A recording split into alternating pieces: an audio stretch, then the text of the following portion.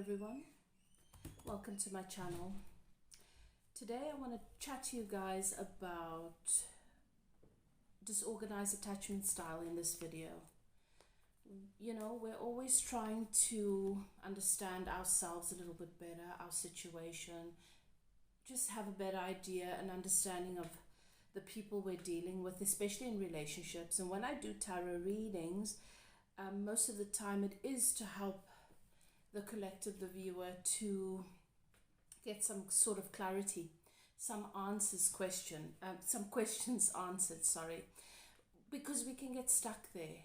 We can find ourselves really getting stuck in a loop, not being able to heal, not being able to move forward, not being able to focus on anything else because we so desperately want to fix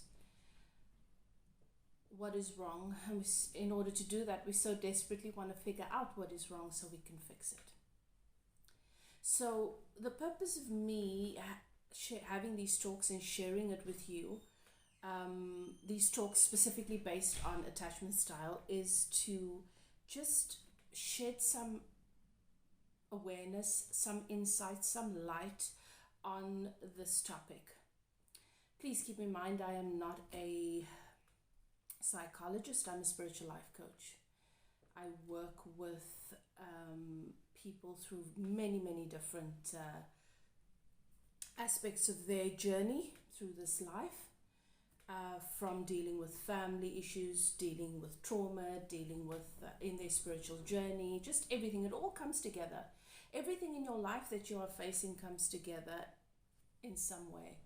And it comes together on a soul level because you are energy. You are a spiritual being having a human experience. So I have a lot of experience working with clients, particularly on relationship, because that tends to be the thing that we give a lot of focus and attention towards. It's something that really matters for us as humans. But by no means am I clinically trained with regards to this subject. So I just want to give that disclaimer. It is just based on what I know, what I've experienced, what I've observed. So you can further your research. Okay, there's lots of information easily accessible everywhere on the internet. You can speak to your therapist, you can speak to your psychologist if you are seeing one. You can further discuss the topic. But this is just to bring it to your awareness because, as I say, we would like to have a better understanding.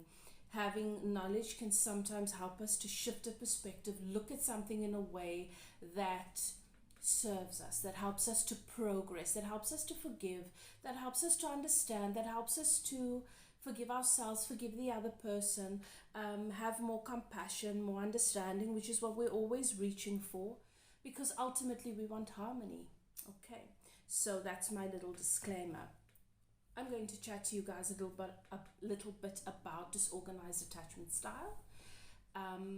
So our attachment style is based on the experience that we have with our parents, okay, and the influence that they have on us with regards to nurturing environment in our early childhood. Okay, so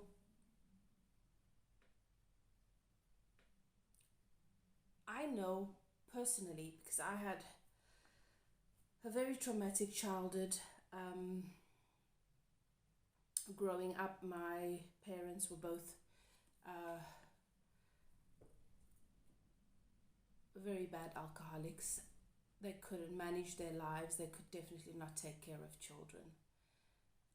And I grew up in a community, in an environment, an area that was gang-ridden, poverty-stricken, lots of violence, lots of substance abuse.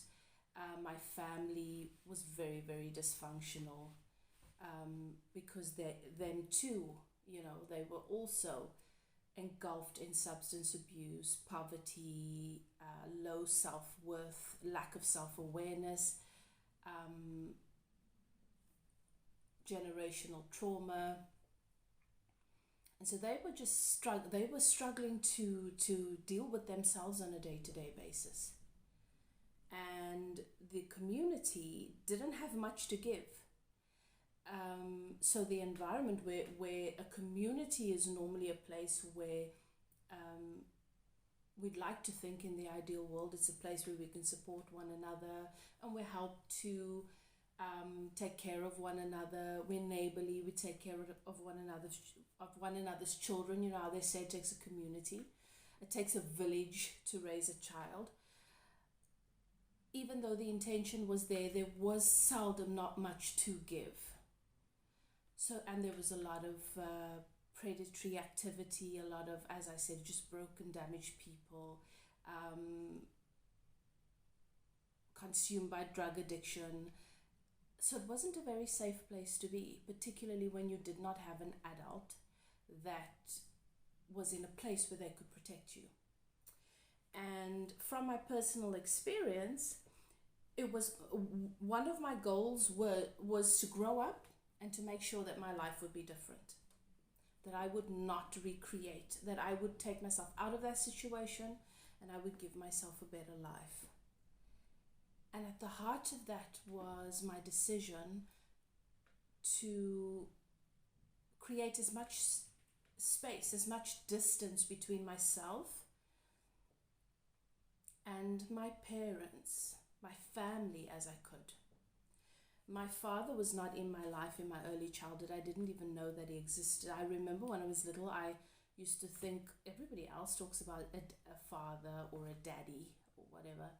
And to me, I didn't even think that you needed to have one. I thought it was something, it was an add-on, it was an extra that you could have.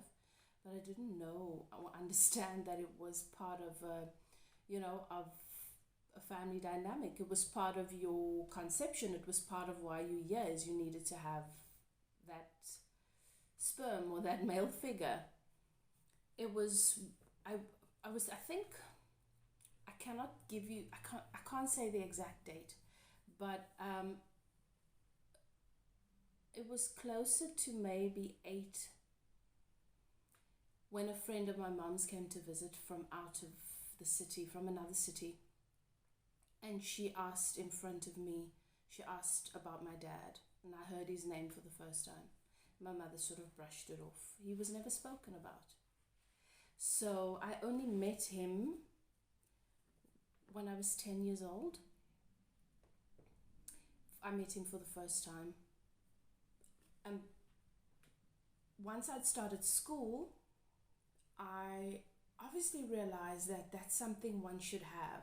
A father is something one should have. And I started to create my own fantasies about who he would be, what he would be like, and why he's not in my life. And so when I met him, and he didn't fit that description, I was deeply disappointed. But at the heart of it all, I just wanted to create as much distance and as much space between myself and that core tribe. Because there was nothing about it that I liked or appreciated it as a child. I didn't want to be like them. I wanted to be everything but. And so I can completely identify with and understand why we would like to think that once we become adults and we start navigating our own lives, we start moving through relationships and the workplace and doing things like creating our own home and building our own friendships and relationships, that all we had to do was make a decision that this is how I want it, and it would be easy to do so, to make it so. But when we become adults and we start to do these things, we realize it's not so easy. We find ourselves regurgitating a lot of old stuff, especially the things that we've tried to reject, the things that we've tried to disassociate from. And then we realize that we are more integrated with that which is our foundation, which includes our parents, our first tribe, our early childhood experiences, and those things that have had a defining influence upon who we are.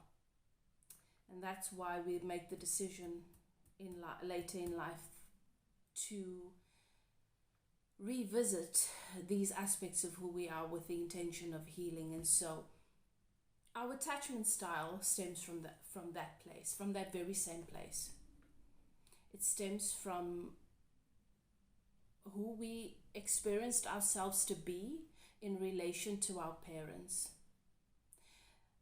The concepts and the definitive beliefs that we developed in association to how our parents, those core people in our lives who were supposed to protect us, teach us about love, teach us about the world. They were the introduction to this reality.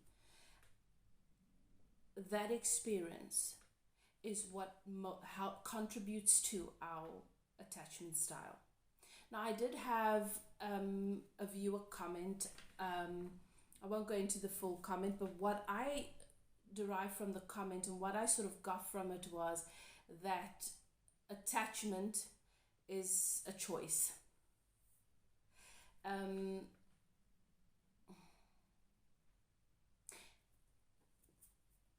We do have choice, we have free will. But if you've lived some of life, then you've come to experience that sometimes choices are made deep in the recesses of who we are, and we begin to act them out long before we actually want to implement an action, and they determine where we're going because of who we are deep down inside where nobody can see. If it was as simple as just making a choice for life to be in a happy relationship, and for to just love someone in the right way, and to make myself happy, and yes, I do advocate that you do have free will and you get to choose to be happy, but it does take work. If it was as simple as making the decision that tomorrow when I wake up I'm going to be happy, and I just wake up and do the same old things, and I look around and I expect to just be happy, it's not going to work that way. There are things that have contributed to who we are that are so deeply embedded that they exist. Our energy goes out before us, way before us. And in this comment, there was this viewer made a comment about men not really wanting to attach. I don't think that I who identify as a female who is in this is a woman in this feminine body, that I can speak for every woman out there. If I thought that I could speak for every woman out there, then I am deluded. I can't speak for every woman out there. I've not walked in every woman's shoes. And I don't think that because I've experienced and gotten to know a couple of men that I can speak for every man out there. Every person has a unique set of experience, unique perspective, unique DNA, unique characteristics, unique mindset, unique, the list goes on, that makes up who you are. An attachment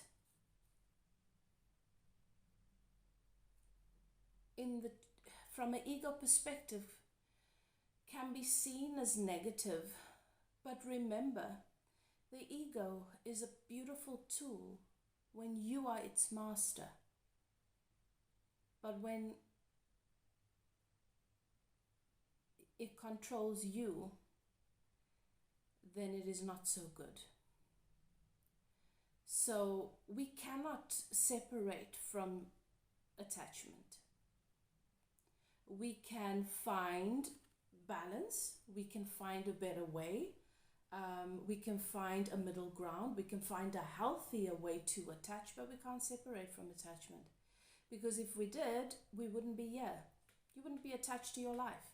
You wouldn't be attached to your freedom. You wouldn't be attached to your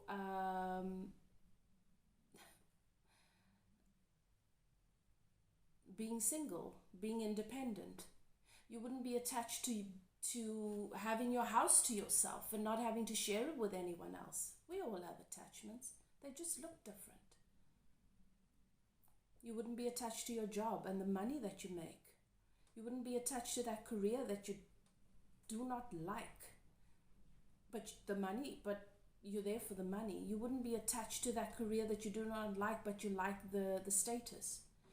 Or you wouldn't be attached to that lifestyle that you believe is the best, the right way, and everybody should conform to that and they'd be happier. We don't have all the answers to everything. And if a teacher, a coach, a spiritual guide, an advisor, a mentor, a therapist, a professional was to tell you they have the secret, the answer, the key to everything, there would be an untruth. You've already come here with your path, you've already come here with your tools, and you have your own way. And a teacher is meant to guide you towards uncovering that, rediscovering that. But no one has all the answers, and all of the information that is available to us is just that.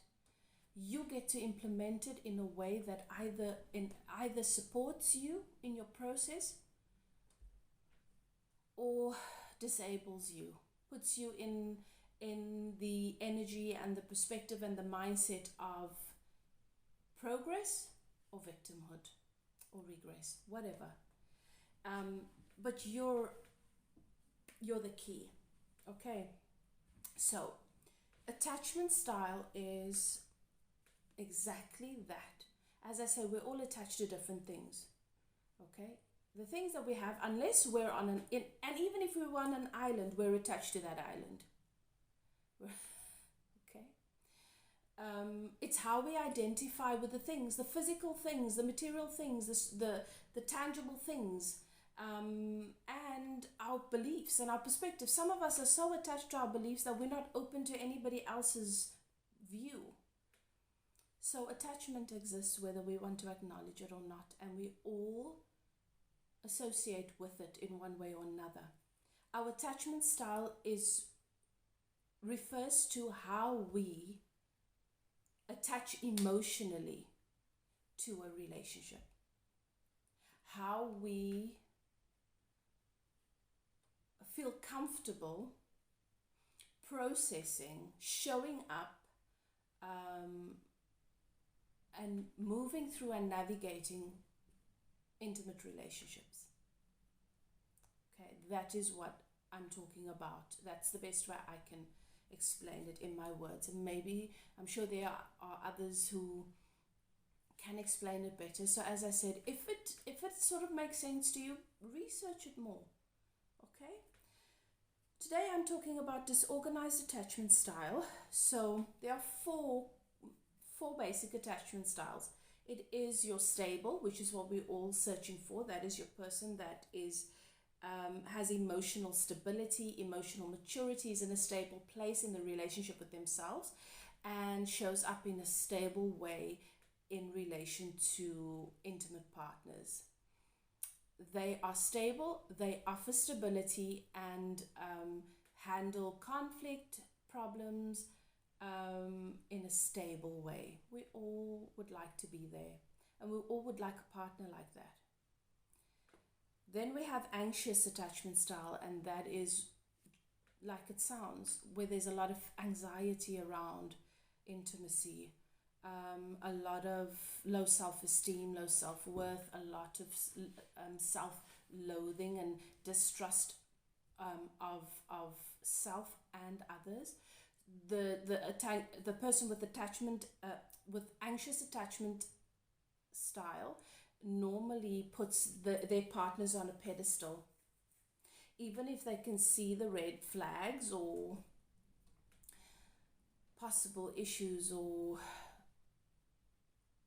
dysfunctional characteristics. They will focus on and obsess about the positives. They do tend to put their person on a pedestal because they're hoping that that person would stick around and love them. And then you have I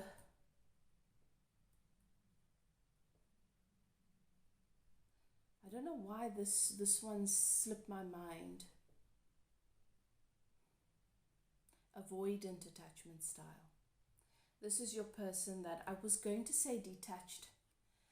This is your individual that avoids conflict, avoids getting too intimate, avoids getting too close, can often come across as the person that has fear of commitment, does not fully let their partners in.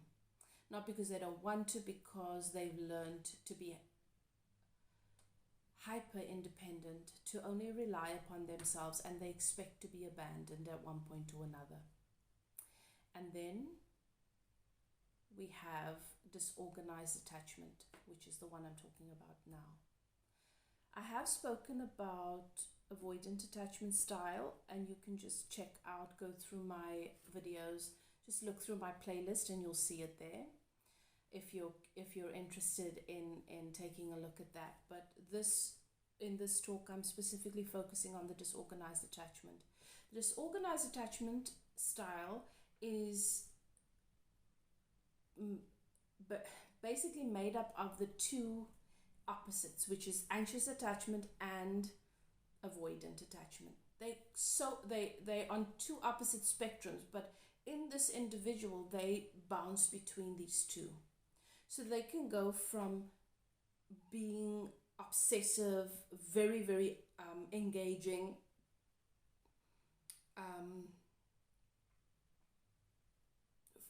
very engaging, can come across as needy, to suddenly switching and just being detached, avoiding things, ghosting.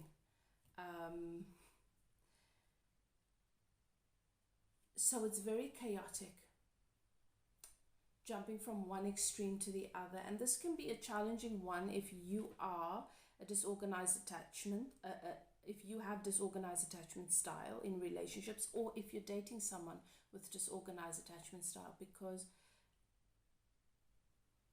you never know what to expect.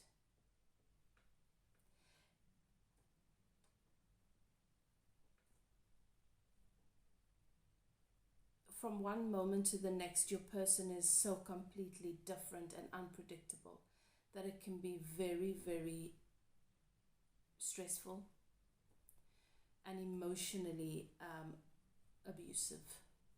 This can also be your person that has untreated bipolar disorder. This is your individual that is someone with disorganized attachment style, very, very possibly has mental health issues that may simply be undiagnosed, or they may just be avoiding it, or choose to be ignorant about it. So this is your individual that possibly had experience with the parent where there is unresolved trauma, where their parent had unresolved trauma, or just undiagnosed mental illness. And they were struggling with themselves, emotionally volatile, very chaotic home, expecting everybody to sort of accommodate what is happening with them from one moment to the next, extreme ups and downs, and everybody just having to adapt in one day, going through 2 or 3 different moods in one day within the household. This could also be your individual that possibly had experience with a parent where they had untreated borderline personality disorder. So this is your child. You as a child, or your person as a child, had a parent with borderline personality disorder, but it was untreated.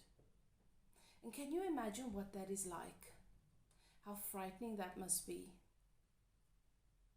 If you are familiar with what borderline personality disorder, what the characteristics are of that, then you can imagine what it must be like for a child, an innocent, vulnerable child, to be so dependent on this individual who is so completely erratic and unpredictable, and goes from one extreme to the other, and introduces this extreme chaos in the household, from one day to the next, or from 1 hour to the next. Disassociation, where the parent disassociates from the child, from responsibilities, from what's happening around them, and then suddenly switches and is very engaging. Difficulty regulating emotions, that goes without saying when you look at untreated trauma, and especially untreated borderline personality disorder or mental illness. This could be your parent that struggled with identity.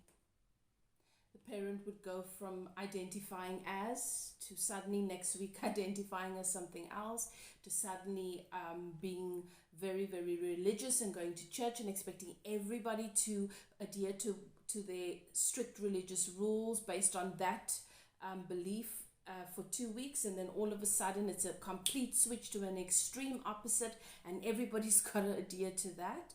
So for you and I, just imagining that would be a lot. So imagine being a child, innocent, you cannot go anywhere. This is your mother, this is your father. I find that personally, and this is not it's not sort of limited to, but I find like with attachment style, the mother plays a huge role. I just find like that mom and the mother, the experience with mom plays a huge, huge role with regards to attachment style. I'm not saying that experience with dad does not, of course it does, but that vulnerable relationship between mom and child is so delicate, and it plays a huge role with regards to your attachment style. Okay, so as I said before, attachment refers to the way we identify with our primary caregivers. If you look at how you identify with your primary caregiver, mom and dad, a lot of the answers to your attachment style would be answered. And if you're looking at your partner, how they identify with mom and dad would give you an indication of how they handle stuff within the relationship. I think that's a key indicator. So that's something you want to look out for. Okay. So the template that sets it up, what does love look like? Okay, because with your primary caregivers, there is this template that is set up, and they have a huge influence on what does love actually look like. So if they show you that love looks like, I disassociate from you one day and tomorrow I'm just all over you, showering you with love, for when you don't, and then when I don't like what you do, I completely detach from you, and then tomorrow I'm overly involved with what's happening in your life, or any of these examples that I've explained or that I've sort of suggested, that as a child, you look at that and that's sort of like, okay, well, this is probably love. So we learn what love is supposed to look like from our parents. We learn what security is supposed to look like from our parents. And we establish whether or not we are safe from them. Now imagine being in a household completely dependent on a parent who you need protection from. They're supposed to protect you. but you need protection from them. You're not safe with them.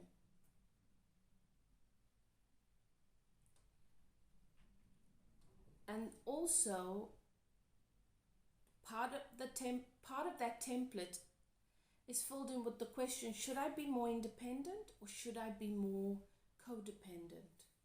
And so those primary caregivers teach us that being more independent works better, or being more codependent works better.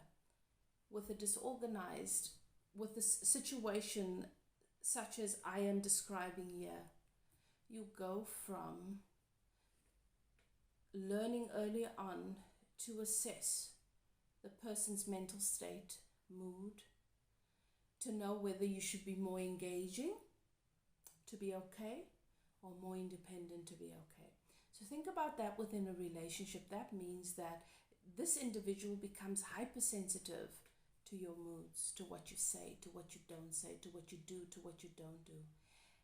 And the disorganized attachment, or let me just say the disorganized person for the purpose of this video, is going to choose their behavior according to that. They can completely misunderstand what's happening with you, what you're saying or what you're doing. But their safety, their security, their well-being depends on it. That is the template for them. Now, we can often see this range of insecurity playing out from one end of the avoidant to the complete opposite spectrum of being completely detached and independent because they don't feel safe. And so that is, I think, the clearest sign that someone might have disorganized attachment style, where they go from the one extreme to a complete opposite of the spectrum within a day, or just as a result of an event or a conversation, or within a moment, because they can switch it just like that in a moment. Okay.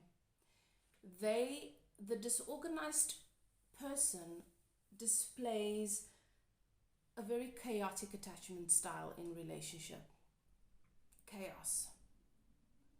Going from one extreme to the next, going from one mood to complete opposite side of the spectrum. Just because someone said something, or just because something happened. So those extremes.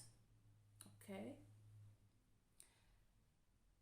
This could be your individual that was raised by an alcoholic mom, or someone that struggled with depression as well, because think about it for a moment. That could be your parent that when they're sober, they're the sweetest. And then when they have a drink, it's as if they're a monster. They're abusive. They're just a nightmare, complete different person. People who have difficulty with anger and rage. And you will find that your disorganized person can sometimes go into fits of rage over things that you might think are small, but to them, in their mind, because of the trauma, this is someone that shows signs of suffering with PTSD because of that. Their household, with that primary caregiver, was so volatile. They were so unsafe with that person that it was as if they lived in a war zone. Okay, and so they could struggle with terror and fear. Because as I said, the person who's supposed to keep you safe is now also the person that you need to be protected from. And being in a relationship with a disorganized attachment style person can feel a little bit like this. They feel they're expressing their emotions, but they're actually raging over something that might be completely irrational, that might seem small to you, and this could make you feel terrified. Okay. With a disorganized attachment person, you do find that the maternal disassociation is greater than with the others. What this means is they don't associate There's a complete disconnect. There is no bond with the mum. Not really. There's a disassociation when it comes to mum. They don't have good boundaries. They can be intrusive in the relationship. And their experience in childhood could have been exactly that, where the parent was intrusive. So how does this look? The disorganized attachment style individual, or the individual who has disorganized attachment style, could have had a parent who was intrusive, who treated them as though they were a friend, would talk about intimate things, sexual relationships, possibly display or bring those relationships around this child or their kids openly. So there was no boundary. This could be a person that would have problems or a fight with someone and then discuss it with the kids and make it the kids' problem. Sort of get the kids on board as if it's their fight as well. Get them involved. Give them way too many details. This is the parent that treats you like a friend, a buddy, and expects you to fix their problems and puts their emotional baggage on you. That's what I mean by intrusive. So that is an indication. When you've had that sort of experience, then that could be another indication that this could have been a factor that's contributed to the disorganized attachment style. Okay. So as I said, there's a lot of chaos, a lot of chaotic states. And so just based on what I've told you already, I mean, it's quite difficult. It's quite difficult to talk about, because this is a person that is suffering. You know, can you imagine what it's like to be, I'm not a disorganized, I don't have a disorganized attachment style. So I can sort of get it. I've seen people who have this, who struggle with it. There were times during excessive trauma where I did display these characteristics because of many of these factors. But for the most part, I identify with the avoidant attachment style. It's crazy. My mind is working so slowly. I'm collecting my thoughts. I'm gathering my thoughts and my words with great effort these days. It's not usual for me, but Spirit was just saying to me, it's just with what's happening. It's just with what's happening in the universe, the energetic shifts, the shifting of timelines and everything that's going on. So please excuse me. I'm a little spaced out.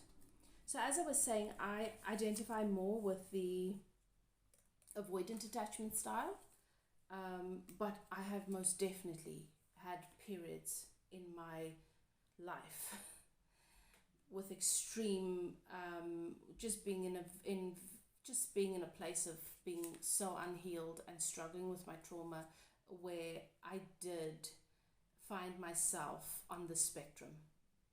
And so this brings me to explaining to you that we might predominantly associate with a particular attachment style, but that does not mean we can't bounce between,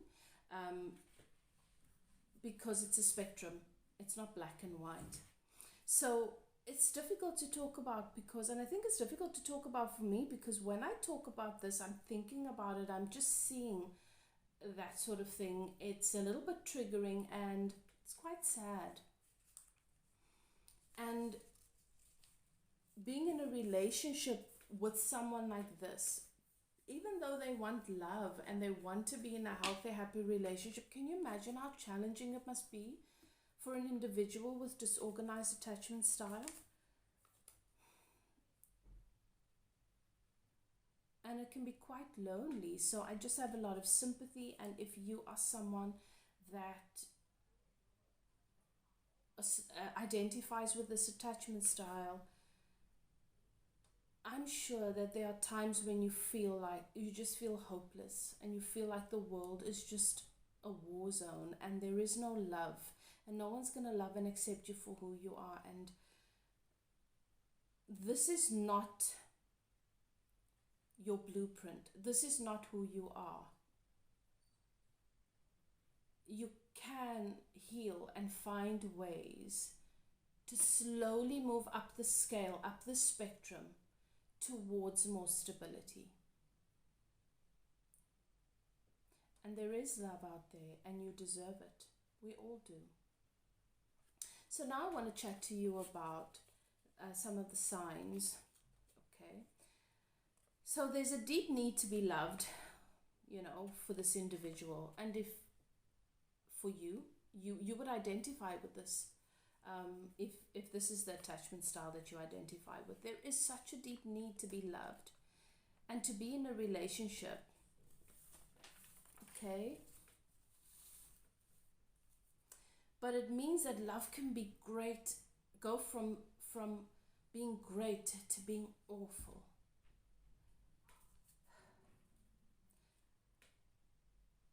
This just reminds me of my ex-husband, and talking about this is making me, it's just bringing this to light. It wasn't something that I've ever thought about or that I thought about at the time. My ex-husband had bipolar disorder with delusion and paranoia, and it was quite something to have to deal with. And I did want to, because I didn't feel that it was a choice. I felt that it's a condition, and it's not a choice to behave in this way, to be this way, and it's a struggle for the individual. But eventually he made it impossible for me to support him and to stick around, because this was sort of what it was like. And I remember trying to explain to people that the hardest thing for me was, I mean, there were so many challenging things about the experience. It was really like being on a roller coaster ride. Our lives would just be turned upside down in a day like this, because he'd become obsessive about something and suddenly decide to sell everything out from under us, make all of these decisions without even consulting anyone. But the thing that really stood out to me, that is coming back to me now, was he would go from being so in love with me,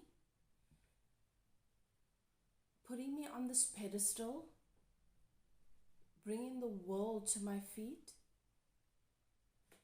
to in an instant being capable of murdering me. And this is sort of reminding me of that. It was these extreme highs and these dark lows. So if you've ever been with someone who has a disorganized attachment style, perhaps you can identify with that. There is so much confusion that they have. They're confused. They're just confused. They're confused about whether you love them or not. They're confused about whether they're safe with you or not, whether or not the relationship is worth working on or not. They're just confused all the time. And as children with a primary caregiver who cannot meet their needs or see value in them, okay, this is just imagine being this child. This is my primary caregiver. This is the person I look up to. This is the person I love more than anything. This person cannot meet my needs. I have needs. I'm desperate. I have needs. They're not wants, they're needs. And this person cannot meet my needs. and cannot see the value in who I am because of mental health issues.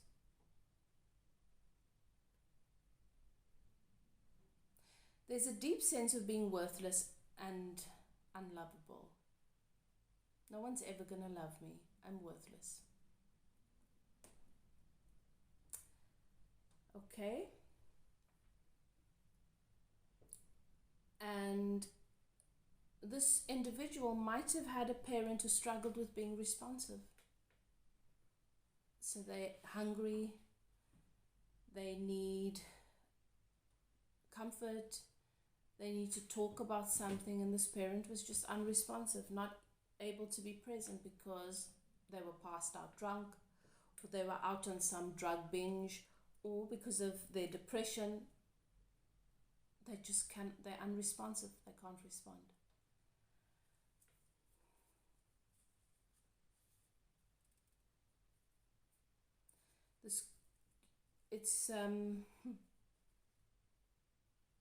It's quite a lot. It is a lot, to say the least.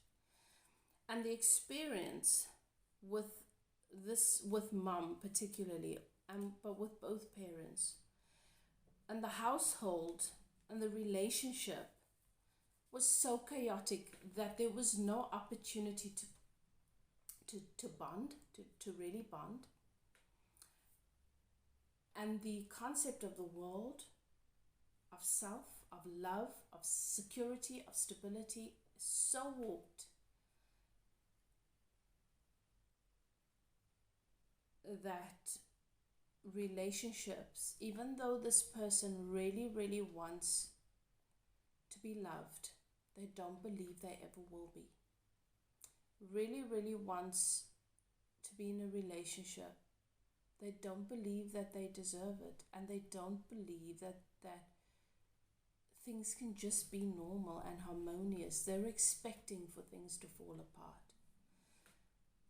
Often your person with a disorganized attachment style, especially in extreme cases, when they're quite extreme on the spectrum from one end to the next, is your individual that struggles with mental health themselves. So, if you're someone that identifies with this, and you think you might have disorganized attachment style, as I said before, I recommend you do more research, and then the first thing you do for yourself is contact a therapist. Contact a psychiatrist or a psychologist and talk to them about your experience. Get some help. You might be struggling with something that is too overwhelming to deal with on your own. And then alongside that, work on a plan of recovery. You can heal. Get into contact with a spiritual healer, or whatever your soul guides you towards, whatever resonates with you. But start implementing some meditative practices and wellness practices that's going to help you to calm and to bring about balance and homeostasis, to help you to learn how to self-regulate. The world is busy and there's so much happening out there. You deserve the support. If you're in a relationship with someone that you think might have this attachment style, then, and your question is, well, what do I have to do? What can I do to be able, because I want to be with this person. Should I be with them? Should I not? No one can tell you.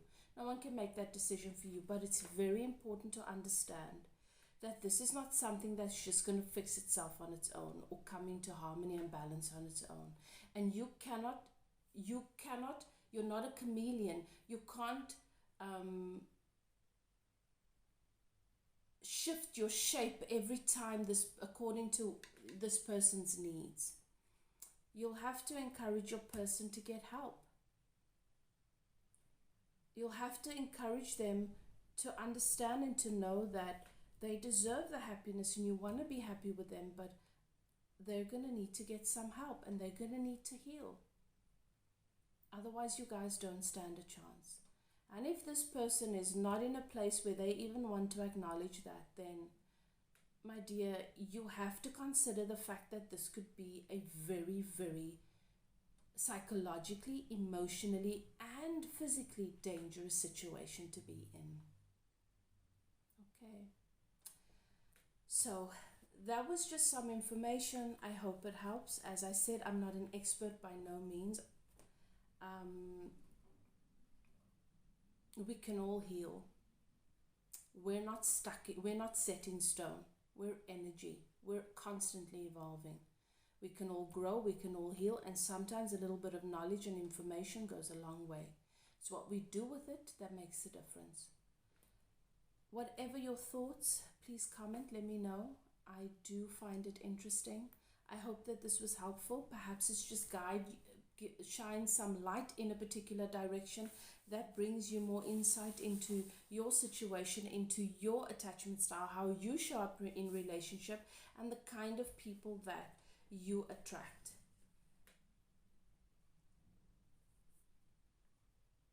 You cannot fix, we're not here to fix anyone. And it's about learning how to love people in a way that's going to honor their journey, support their growth, but honor yourself first and foremost, in a safe way, in an uplifting way. Thanks, guys. Love and light. Chat to you next time.